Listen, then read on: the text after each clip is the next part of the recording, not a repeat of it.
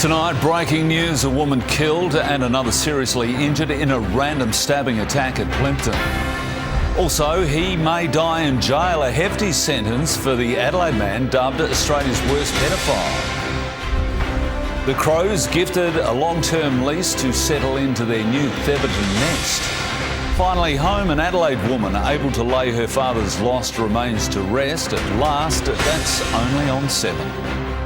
A Chrissy bonus for South Aussie seafood lovers, shellfish going for a song. And Adelaide's new skipper leads the Strikers to a thrilling victory over the Thunder. Live from Adelaide, 7 News with Mike Smithson.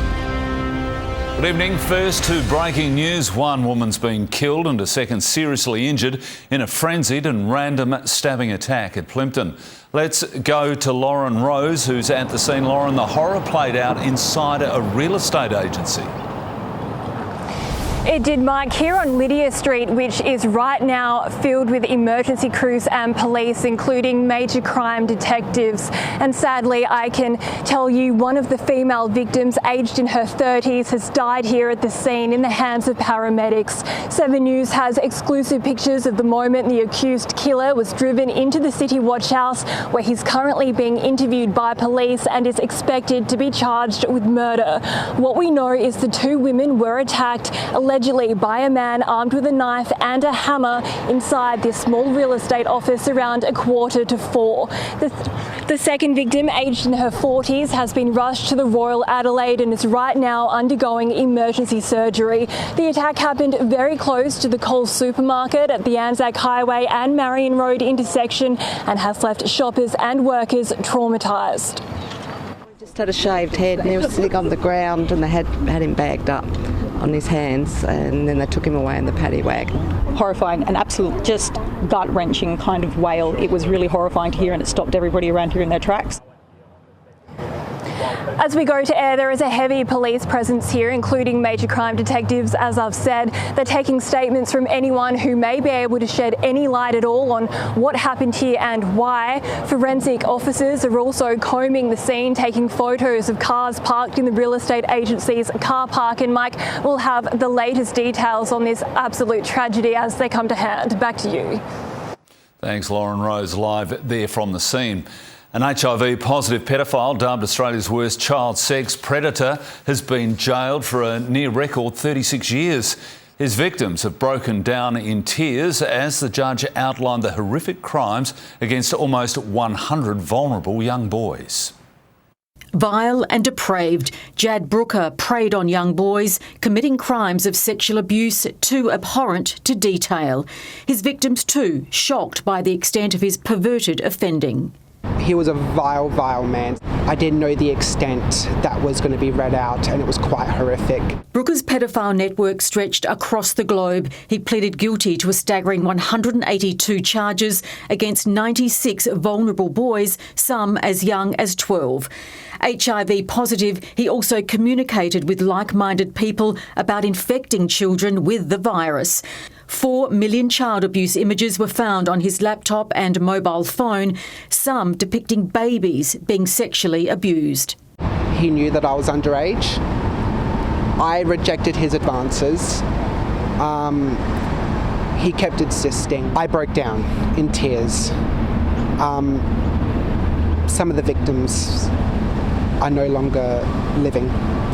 Their stories aren't able to be told. The judge said any positive aspects of Brooker's life, including his lack of priors, were overwhelmed by his prolific offending. His crimes were exceptionally grave and he poses a serious risk to children, particularly adolescent boys. He imposed a 36-year sentence with a non-parole period of 29 years. At his age of 41, I hope that is considered a life sentence for him. Brooker will be 70 when he's eligible to apply for parole.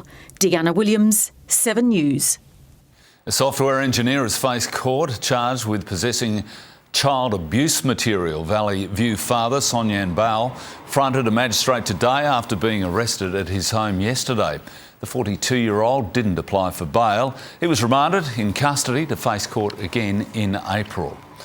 The Adelaide Crows' Theberton Oval move is all but a done deal after securing a 42-year lease from the local council. The club could move in within 2 years, leaving local resident groups fuming. It's the Adelaide Crows' Field of Dreams, a $100 million performance facility and AFLW matchday venue at Theberton Oval. We are principally ready to go. West Torrens Council last night voting overwhelmingly to grant the club a 42-year lease with the option of another 42 on top. It's a win-win both for the local community and for the Adelaide Football Club. It's a great outcome for our community, and that's the most important thing. The Crows have made some concessions. Extra matchday parking will now be allowed on the second oval, while a 3% cap on annual council rate increases has been scrapped. Ratepayers will foot an $11 million bill to lure the Crows from West Lakes. A Christmas present for everybody. Barring any major setbacks, the Crows are expected to move in as early as 2025. The lease agreement paves the way for the club to submit a development application to the State's Planning Commission. Despite more than 600 submissions to council, both for and against the project, some residents claim their concerns have fallen on deaf ears. Our council last night voted to give away an enormous community asset for a pittance. They have not done justice to the value of this land. All of those safeguard measures have been put into those contract documents, and so we're confident that we will have the right outcome. Construction will likely begin next year. Hayden Nelson, 7 News. 3 booze bandits are on the run tonight after a smash and grab at a southern suburbs bottle shop. 2 men forced their way into the Victoria Hotel around 5 this morning. They loaded cartons of alcohol into a waiting van being driven by a third suspect and took off. Police searched the area but couldn't find the culprits. Investigators are looking at the hotel's CCTV to identify them. It's a Christmas miracle for seafood lovers who can net a bargain on shellfish this festive season.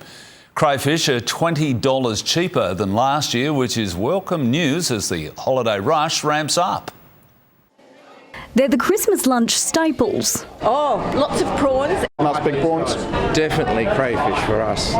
Just once a year. And this year, shellfish lovers can net a bargain. Is seafood cheaper? Yes, it is. Fishermen's hauls have been aplenty. Just the cold weather's meant they're smaller, which is good news for customers.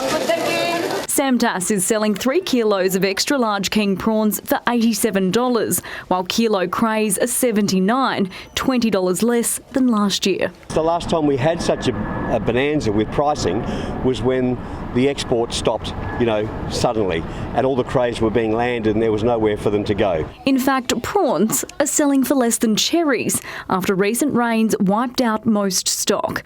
But there's still sweet deals on stone fruits, berries and mangoes. I'm here with my heart. I've started this morning from 1 o'clock in the morning and I'll go right through until 5:30 in the afternoon. Butchers are busy too, with trade expected to double this week. Merry Christmas. Whole leg hams are the big seller, but there's another favourite. It's the smaller little mini leg hams, or what we call grandmother hams, which is the way to go as far as value finding goes. A recent survey suggests around a quarter of Australians will accumulate a debt of more than $800 this holiday season as spending increases on food, presents and living expenses. No matter the budget, the race is on to tick off those Christmas lists. Some lamb, some pork. We got Brussels sprouts. I've got it all in my memory. And when I get home, I'm sure I've forgotten something. Lucky there's still time to check it twice. Kimberly Pratt, 7 News. But wouldn't you know it, there's a bit of bad news on the Christmas Day weather front. Live to Casey Treloar, who joins us from Glenelg. Case, it's looking far from beach weather on the 25th.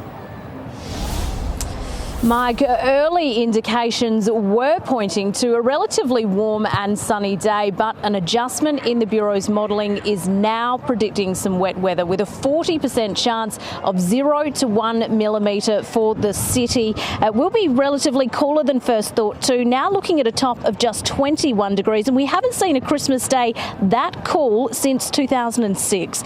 You might find a little more festive warmth about Port Augusta and Renmark, still only forecasting the mid-20s there. there. Murray Bridge could see some showers. Looking dry at this stage for Port Lincoln. A cool top of 18 for Victor Harbour with showers there. In the southeast, it is set to be the wettest area with up to 10 millimetres of rain forecast for Mount Gambier. Even a thunderstorm is possible. Again, this forecast is still subject to change. We could see more rain, we could still see none. I'll have a closer look at the 7-day forecast later in the bulletin. Mike? Thanks for that, Case. A giant clean-up and rebuild operation is underway in far north Queensland's flood disaster zone. Locals are stacking ruined belongings outside their homes. Heavy machinery has begun the huge task of rebuilding roads to access communities cut off from the outside world.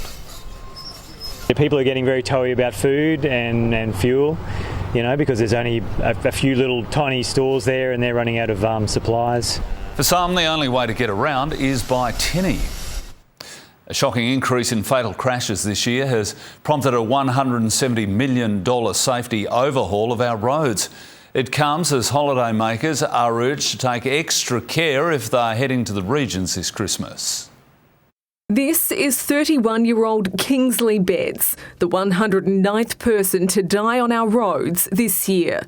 He was killed yesterday morning when a truck collided with his SUV on the Air Highway near Port Augusta. We have been shocked and alarmed at the escalating road toll this year. Around half of the state's fatal crashes have happened in the regions. Last week, 16-year-old Benji Wienink died in a horror crash on Main South Road at Second Valley. Last month, a 30-year-old man from Corn died when his car slammed into a tree on Upper York Road near Port Broughton. We need to continue doing more as a state government. Announcing a jointly funded $170 million road safety package with a focus on regional roads. Works will include shoulder sealing, improved line markings, roadside barriers and lane widening. It'll also be investing in new pedestrian and cyclist infrastructure in metro areas, where we see a disproportionate number of drivers doing the wrong thing in terms of red light camera running. But the opposition says more needs to be done, with South Australia recording the worst spike in road deaths in the country, a 65% increase. We think there's an opportunity to amend and improve rider safety training when especially it comes to motorcycles. He's also calling for a review of the penalties for serious driving offences. Andrea Nicholas, 7 News. A car's been torched at a notorious block of housing trust units at Brooklyn Park. MFS crews raced to the Marion Road complex just before 10:30 last night to find a Toyota on fire under a carport. The blaze destroyed the Camry, and it's the same unit block where a woman was stabbed in the head with a fork yesterday. She was captured on CCTV, staggering to a nearby servo for help. And in a separate arson attack, a Mazda SUV has been gutted by fire on Auburn Crescent at Croydon. It was set alight just before 2 this morning. Police say the Mazda was stolen from Lights View on Sunday. New Zealand's new Prime Minister says his country is interested in joining the AUKUS military deal as the threat of China looms larger in the region. It was a major talking point as Christopher Luxon sat down with Anthony Albanese in Sydney. Arriving into soggy Sydney, Christopher Luxon brought the Wellington weather with him on his first overseas trip since taking New Zealand's top job 3 weeks ago. Sorry about the weather. Building on a friendship forged more than a decade ago when he was head of Air New Zealand and Anthony Albanese was Australia's Transport Minister. We want to deliver new energy, new enthusiasm and new direction. Working together to address shared challenges, including China's threat to strategic balance in the region. We know we're facing a more challenging and complex world. We see AUKUS as being very important for promoting stability and security in the Pacific. New Zealand eager to cooperate under an expanded agreement with Australia, the US and UK, but we will always have our nuclear-free position. That's non-negotiable for us in New Zealand. That rules out the main part of the pact, nuclear submarines. The Kiwis more interested in exploring opportunities under Pillar 2, the advanced technology stream. Artificial intelligence, cyber and hypersonic missiles. It's not a gentleman's club. Experts questioning what New Zealand can bring to the table. New Zealand's a small country and it underspends on defence. So I'm not really convinced that New Zealand will be able to offer much. New Zealand is committed to doing our share of the heavy lifting in the alliance. Talks on greater military cooperation are scheduled for next year. The more that we cooperate, the better. Rob Scott, 7 News. Donald Trump has suffered a potential hammer blow to his hopes of returning to the White House. A court in Colorado has ruled he's ineligible to run for president because of his role in the January 6 riots. Taking centre stage at a campaign rally just hours after a court disqualified the former president from the 2024 race in one US state. They're willing to violate the US Constitution at levels never seen before in order to win this election. Hinting at the historic order that removes him from Colorado's primary ballot after the state's Supreme Court determined he engaged in insurrection leading up to the January 6 storming of the Capitol. We do not reach these conclusions lightly. We are likewise mindful of our solemn duty to apply the law without fear or favour. Today's order will only apply to Colorado and its primary, a process where political parties in the state select candidates for the general election. And Donald Trump doesn't need Colorado to win. However, the ruling is on hold, with the Republican frontrunner's legal team appealing to the US Supreme Court. Once he convinces the Supreme Court to take it, I do think we have a good shot on the substance. It has the final say on all constitutional matters, and if Trump loses, it could decide his eligibility in all 50 states. Miley Hogan, 7 News. 70,000 Australians have been deceived out of millions of dollars by online accommodation platform Airbnb. The federal court has found the company misled consumers about the currency of the prices. For 3.5 years, booking through Airbnb came with an expensive lesson in reading the fine print. And I don't have to worry, only worry is him. Between January 2018 and August 2021, the accommodation giant didn't clearly disclose its prices weren't in Australian but US dollars. The difference costing 63,000 Aussies, an estimated $16.8 million. When Australian consumers go on an Australian website to book Australian accommodation, it is reasonable that when they see a dollar symbol that they read it and understand it to be Australian dollars. A federal court justice found Airbnb's conduct was misleading and deceptive, and that it further deceived consumers who complained, telling them they had selected the currency. Airbnb Ireland, which runs the Australian site, has been ordered to pay a $15 million fine. They'll also be up for $15 million in compensation. Advocates say it's a lesson in consumer rights. Those rights come with severe penalties and also compensation orders. And so this is a really good day to stand up for Australian consumers. Airbnb says the issue with currency displays was rectified promptly and that only a small percentage of Australian guests are believed to have been impacted, apologising to those guests. Affected customers will be compensated for the price difference and transaction fees, averaging $230 per booking. The ACCC now warning customers of potential scams. Sarah Jane Bell, 7 News. Now let's check in with Abba on what's coming up in sport. Smitho, big news on a couple of fronts for cricket fans. First up is the megabucks some Australian players have picked up in the IPL auction, multi-million-dollar deals, while our strikers left until the last minute to silence the thunder. And as a Melbourne star is forced to take an early break, we welcome Port Adelaide's new faces. All that and plenty more coming up a little bit later. Good on you, Bruce. Thanks for that. Well, after her father's ashes went missing in the post, an Adelaide woman can finally lay his remains to rest. That exclusive report next. Also, a rare look inside Telstra's top secret anti-cyber attack war room.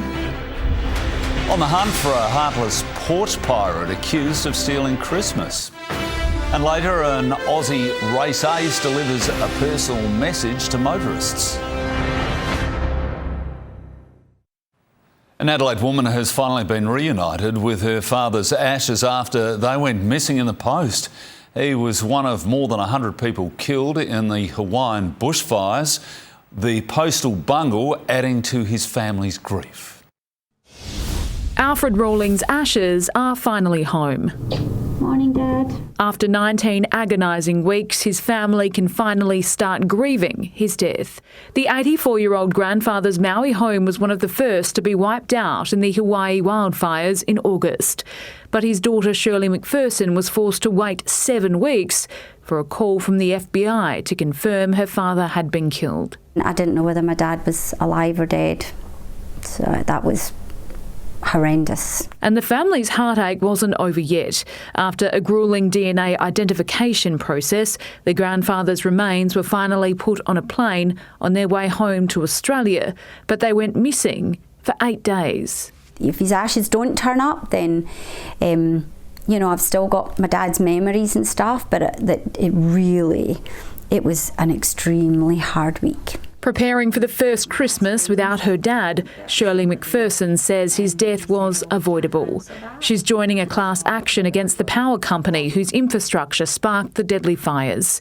Victims' families claim more could and should have been done to save lives. People that were supposed to do their job didn't do their job. Alfred's family can now finally plan a memorial to honour his life.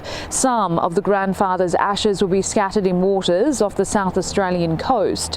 His love of the ocean is what attracted him to Maui in the first place. I'm trying to keep strong to have Christmas, but it's still going to be hard. Hannah Ford, 7 News. As Optus continues a clean-up from last month's network meltdown, its biggest competitor admits there are no guarantees against gremlins in the grid. While the government threatens tougher telco rules, Telstra is looking and learning from the Optus outage. It's a first-time look inside Telstra's mission control. So welcome to our window to the world. The communications hub that keeps the nation's communications humming. 150 staff watching for every outage and issue on phone networks, satellites, streaming services, undersea cables. Regardless of what the cause of the impact is, our job here, respond 24 hours a day, 7 days a week. But this video is their video, their interviews, sent to media just as multiple official inquiries into Optus are circling. Please don't push me. The catastrophic systems failure on November 8 has already claimed the CEO's job, but government, Senate and industry reviews could bring tough new laws and oversight for all telcos. We need to ensure that nothing like that ever happens again. The opposition saying the government also has questions to answer. The network failed. Hundreds of Australians called 000 and got no answer. With Telstra insisting centres like this already prove they are ready for the worst. I think it's about how we prepare so that if something does happen, that we're in the best place to respond. The government's report is due in February. Chris Reason, 7 News. The Albanese government is being criticised for refusing to send a Navy ship to the Red Sea.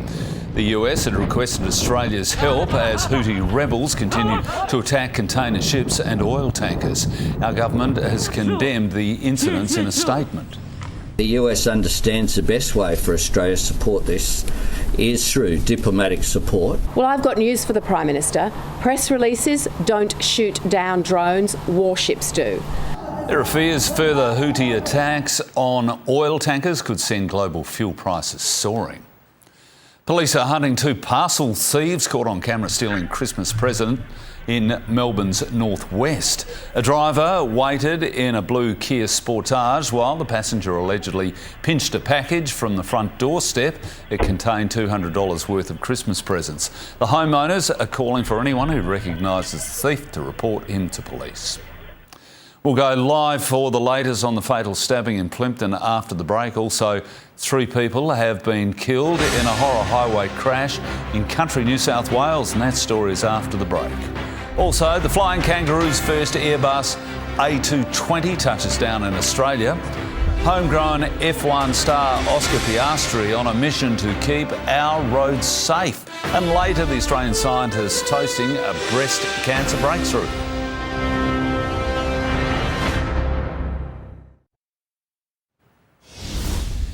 Now returning to our top story, and a woman's been killed in a horrific random stabbing attack inside a Plympton real estate office. Live again to Lauren Rose. Lauren, a second woman's undergoing emergency surgery.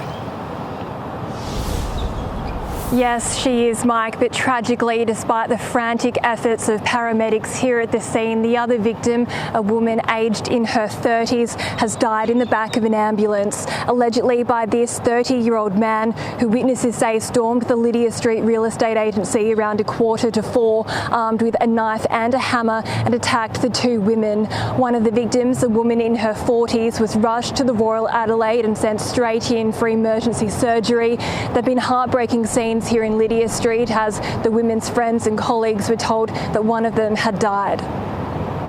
Horrifying, an absolute just gut-wrenching kind of wail. It was really horrifying to hear, and it stopped everybody around here in their tracks. We just had a shaved head and he was sitting on the ground and they had him bagged up on his hands, and then they took him away in the paddy wagon. The alleged attacker is right now being questioned by major crime detectives at the City Watch House. He is expected to be charged with murder later on tonight. Mike? Thanks, Lauren, for that. 3 people have been killed and 2 others injured when their car crashed in wet weather in north-east New South Wales. All 5 were on their way to work at a nearby farm. They moved from Indonesia to Tamworth in search of a better and safer life. But this morning, John Erickson and his partner Vika were killed in a split second. Their flatmate too, after the car they were in ploughed into a tree near Gunnedah. Oh, they're beautiful people. Young and, the dreams and the hopes was there. All 5 worked at Bayada Poultry Facility. That's where they were heading when the 24-year-old driver lost control. As you can imagine, very difficult scene, very challenging scene for the police attending. The driver escaped with a punctured lung. A female front seat passenger suffered serious injuries, but this couple and another woman in the back could not be saved. Very, very shocked. This is a tragic set of circumstances leading to Christmas, only a few days away. Friends say the group had only been living in this region for a few months and were not familiar with the roads here. Police are now investigating if the weather played a part and if the passengers in the back seat were wearing seatbelts. That'll be part of this investigation. The wreckage of this car tells a devastating and all too familiar story. Unfortunately, 70% of lives lost on our roads are in regional roads. The state's road toll spiking to 352, worryingly higher than this time last year. I hope and I pray people do the right thing over the Christmas period. Annie Puller, 7 News. After a very tough year, some good news for Qantas as its new regional star touched down in Sydney. The Qantas Link Airbus A220, featuring a special Indigenous paint design, has flown in from Canada. The new jets fly twice as far as the 717s they're replacing, meaning they could open up direct routes not viable before. Qantas Link has 29 A220s on the way and they should start taking passengers from next month. Aussie F1 ace Oscar Piastri has returned home to Australia with a road safety message. He's launched a campaign to stop distracted driving, surrounded by an army of fans. Picture with my son.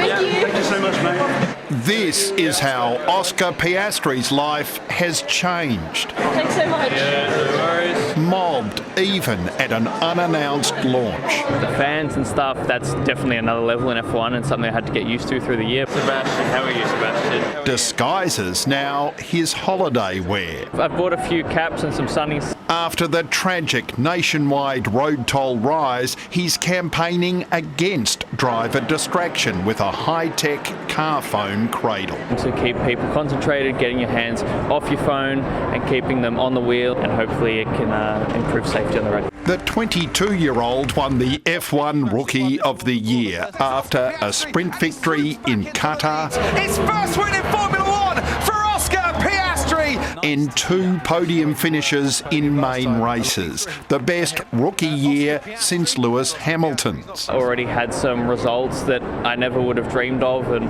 hopefully we can start next year strong and get some more of those. Particularly at home. Of course, if there's one race where I could have a good weekend, Melbourne is the one.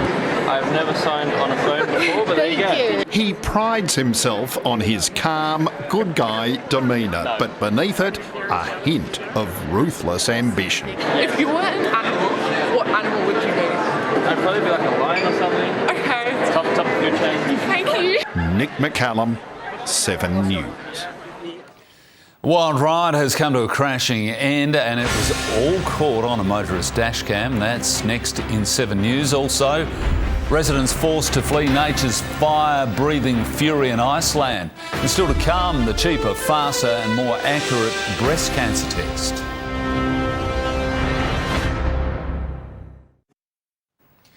Drivers miraculously escaped a high-speed crash without any serious injuries. The car lost control on a highway in Melbourne, mounting the curb and taking out a traffic light and signs. It happened on Monday morning around 6:30.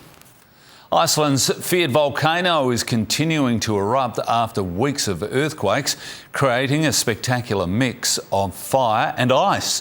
A nearby village was evacuated as the lava flow is proving unpredictable. Dancing in the night sky. Fountains of lava, equal parts mesmerising and formidable. From above, southwestern Iceland paints a harsh contrast, a front line of fire and ice stretching 4 kilometres and growing. It's just fascinating to see just nature in action. It's just like something from a movie. The small fishing village of Grindavik knew this moment was coming. They just didn't know when. With thousands of earthquakes registered since October, locals had already evacuated before this. 10:17 p.m, a flash on the horizon, the first sign the Earth's surface had finally cracked. Molten rock spilling over.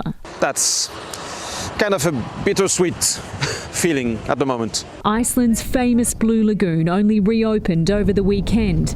Now tourist plans are on hold, so too flights. A monster ash cloud shut down airspace in Europe in 2010, and Iceland's once again bracing for a Christmas disrupted by nature's awe-inspiring fury. In London, Ashley Mullaney, 7 News. Allen's Jaffas are being pulled from the shelves at Woolworths. The supermarket giant says it sometimes replaces products and needs to stock items with the broadest customer appeal. I love them, but you can still pick up a pack at Coles or Big W. Good news. Now to your money, and another strong day on the Australian share market. The ASX 200 closed 49 points stronger. Among the market movers, James Hardie added $1.79, while Orica was 42 cents weaker. The Aussie dollar is buying 67 US cents and 53 British pence. Well, it's fast, cheap and accurate and could save thousands of Australian women's lives. How a new test is set to revolutionise breast cancer detection. Don't miss that story a little later in 7 News. Now here's one for you. NASA has beamed an ultra-high-definition video of a cat, yes, into deep space. The 15-second clip travelled 30 million kilometres and it's been called the cutest thing in the cosmos. It stars Tatters the cat chasing a laser beam. The Space Agency is preparing its communication tech for human missions beyond Earth's orbit. Thousands of years of civilization. The best we got is a cat chasing a laser beam. Let's hope they don't put it on pause. Okay, dad joke. Yeah, bad one. Hey, speaking of old people, are you too old to take up cricket? I'll tell you what, I want to take up fastball. A couple of our test stars have put several $1 million in their pockets. Coming up after the break, from Garden to Millionaire in a night, meet the South Aussie youngster who's also in the money. New striker skipper Matt Short opens his account with a man of the match performance in a thrilling win over the Thunder. While the news wasn't as good for Melbourne star Clayton Oliver, forced to take an early minute. Welcome back. New Strikers captain Matt Short has led from the front with a man-of-the-match performance in Adelaide's thrilling final over win over the Thunder. Set a huge target of 201. The skipper belted 82 off just 41 balls before English import Adam Hose guided them home. Coming to the crease, needing 25 off 13 to win, Adam Hose ramped things up from ball one. That is brilliantly played by Hose, who gets the boundary. That's just about shot of the night for me. Outside of a bizarre brain fade from Jake Weatherall to start the final over, that is the worst piece of cricket I've ever seen. The English star ensured the home side was home and hosed. Down the ground, what a strike! Enormous six! Hose has done it! To be honest, I just sort of jumped for joy. It was all got caught up in the moment a little bit. I was so nervous. I was thinking about super over and I don't know, weather's not grounding is bad at the end. I'm like, far out. But awesome to get the season off to a flyer like that. Short, alongside his new opening partner Darcy Short, set the perfect platform. A new pair of shorts have never looked this good. How's he done that? They struck the Thunder to all parts of the ground and cleared the fence with ease. A 139-run opening partnership, Hose did the rest as the Strikers chased down the 5th highest total in BBL history. The skipper was also great in the field earlier in the night. Without Rashid Khan for the whole tournament, Jamie Overton and David Payne both picked up 2 wickets, while Test opening contender Cameron Bancroft continued his stellar summer with 74 for the Thunder. Next up for Adelaide, the Sixers in Sydney on Friday night. Tom Wilson, 7 News. And it was a life-changing night for a couple of South Aussie cricketers in the IPL auction. Travis Head has been rewarded for his World Cup heroics, snapped up for $1.2 million by the Sunriser Hyderabad. It's his first deal in 6 years. Wild speedster Spencer Johnson, who hadn't even made his Big Bash debut this time last year, was stunned to earn $1.7 million in a contract. Didn't have a state deal or a Big Bash contract, so I was working as a landscaper, greenskeeper, so fast forward 18 months, it's definitely a different situation. Aussie quick Mitchell Starc topped the bidding with a record $4.4 million, while Pat Cummins will team up with Head at Sunrisers for a cool $3.7 million. It's going to take the Window family a bit of time to get used to watching young gun Piper in power colours. The highly touted Sandford W best and fairest parents are huge Collingwood fans. Yeah, as soon as Port read out my name, it was just so exciting. And even though Mum said she'll be in the back of the grandstands with no merch on, that's going to change because I'm going to get her stuff for Christmas. No such issues for South Adelaide recruit Alyssa Brooke. Christmas came early for her power supporting Mum. I just want to be involved with everything. Like, as soon as I get a call or a text or I'm going somewhere, they're like, we're coming. Yeah. Heading around the grounds, and there's more drama involving Clayton Oliver. The Demon superstar has left the club's pre-season camp with what the club describes as a personal medical challenge. It follows a turbulent off-season where he was also taken to hospital after a seizure. He's been great and just working through some things obviously, so the club have been unbelievable with their support to him and everyone's behind him. And relief for Collingwood Premiership defender Nathan Murphy, who's been cleared to continue his career by the AFL concussion panel. The 24-year-old suffered his 10th serious head knock in this year's grand final. Reigning Sandford Premier Glenelg will begin its premiership defence during a blockbuster opening round over Easter.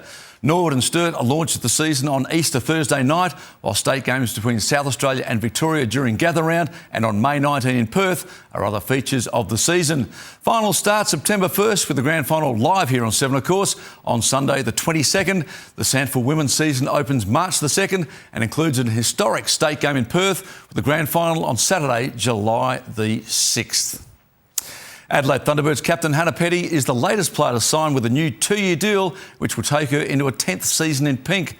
Diamonds debutant Matilda Garrett and Super Netball Rookie of the Year Lucy Austin also announced their commitment to the club yesterday. Garrett's 2-year signing joins local midcourters Taylor Williams and Georgie Hodges and Jamaican star LaTanya Wilson. Isla Tomljanovic knows she's running out of time to make an impact at her home Grand Slam. A Wimbledon and US Open quarter-finalist in 2022, Tomljanovic missed this year's Australian Open with a knee injury. The rehab was tough just because for a while there was pain and I don't have experience with knee issues, so that was a big unknown. The Aussie has never been beyond the second round at Melbourne Park. And NBA star Ja Morant made quite the comeback with the game winner for Memphis.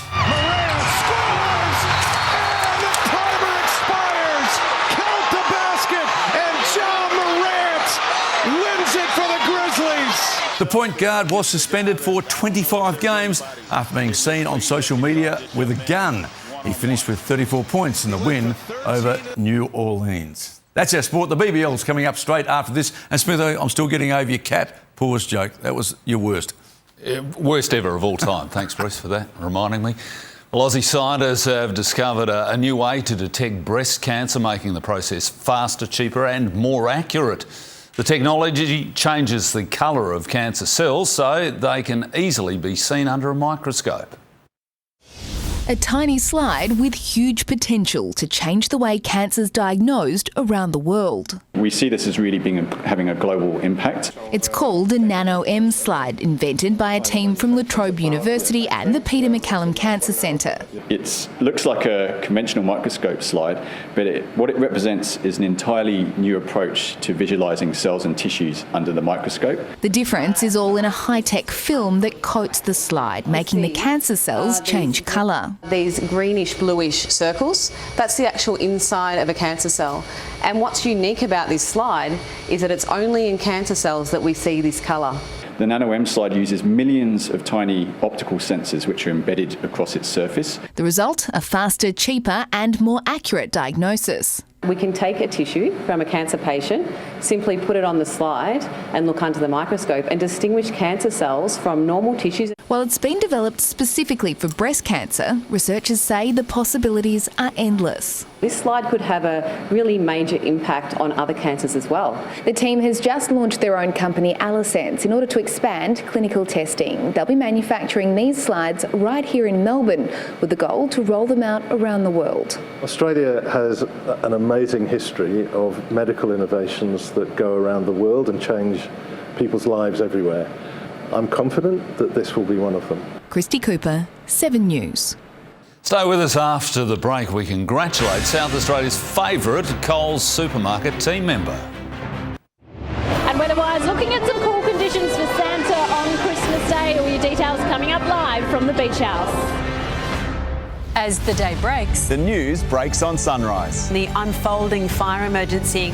Breaking news, the Middle East is at flashpoint. Start with what's unfolding. The winds have picked up massively. Start with the team Australia trusts. One of the biggest issues that's facing the country at the moment. Start with Sunrise. For Adelaide's latest news and more, tune in to 5AA Breakfast tomorrow morning. Time for more on the weather now with Casey, who joins us again from the Bay. Casey, there's finally a little warmth on the way. It won't be much, Mike, but it'll certainly feel warmer than it was today. No doubt Santa here, though, is enjoying the cooler Aussie temperatures at the moment. Now, he is joining us here at the Beach House for tonight's Channel 7 family Christmas party. There's plenty of eager kids about, of course, hoping to make some last-minute requests to the man in red himself. Others, well, they're more interested in all the slides and all the entertainment here on offer tonight. There was a bit of a chilly start today. Our low was just 11.7. We reached a top of 21.1 and it's around 18 degrees in the city now. And it was a fresh southeasterly breeze that really kept a significant cap on temperatures statewide again today. Plenty of sunshine about though. Victor Harbour reached a top of just 18 degrees. A high pressure system developing south of the Bight is maintaining a cool southerly airstream across the state still. But once that slowly starts to move east, we'll see temperatures warm up a touch. Interstate tomorrow, a warm and wet day for Brisbane with up to 20 millimetres of rain. A wet and windy day for Sydney with a top of 24 degrees. Over in Perth, a hot 37. Back home, it's all sunshine up in our northern centres. A top of 27 for Port Augusta tomorrow. 24 for Whyalla and Murray Bridge. 28 for Port Pirie. Sunny and 31 for Renmark. 26 for Clare and Kadina. A cool and windy day for Edithburgh. A top of 20 there. 19 for Victor Harbour and a cloudy 21 down in Mount Gambier. Strong winds are forecast about the following coastal areas for the city. A low of 11, then a little warmer tomorrow with a top of 24. A little more heat can be found in our northern suburbs with a top of 26 for Elizabeth. On metro waters, south to southeasterly winds up to 25 knots, seas increasing to 1.5 metres. Looking ahead, warming up to around 27 on Friday and Saturday, top of 23 Sunday for Christmas Eve. Then there's that revised Christmas Day forecast of a possible shower and a top of just 21 Monday. Then looking at a warming trend from Boxing Day. And before I go, let's take a look at tonight's ray of sunshine. A trip to the shops is a chance for many to connect, and a little kindness can go a long way. Last week, Johnny Carr from Coles on Anzac Highway was honoured by the supermarket chain, officially crowned SA's favourite team member and runner-up across the country, a title chosen by customers. Honestly, I'm not surprised. The way he greets people is just next level. A simple smile at the checkout proving priceless. Paying attention to people and treating them like I'd like to be treated myself, nothing's more important than that. Good on you, Johnny. Keep up the great work. You too. Thanks, Case. And that's all the news for now. We'll have updates throughout the evening. I'll be back at 6 tomorrow night, but from all the Adelaide team for now, it's good night.